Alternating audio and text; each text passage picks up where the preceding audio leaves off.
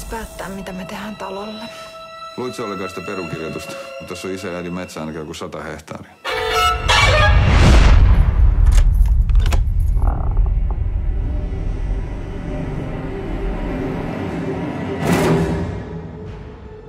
Eikö tää paikka oikeasti herätä sussa mitään? Mä muista oikein mitään. Mä en ole ikinä nähnyt mitään tällaista. Ikään kuin olisi kuollut tiettynä vuosina ja silti jatkanut kasvamista. Onko sellainen mahdollista? Ei.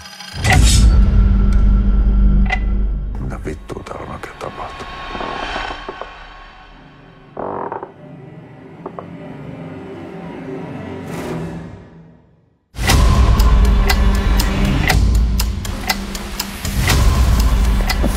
Me hoidetaan tää talohomma nyt kuntoon ja sillä selvä. Ei tää on mulle mikään terapiareissu.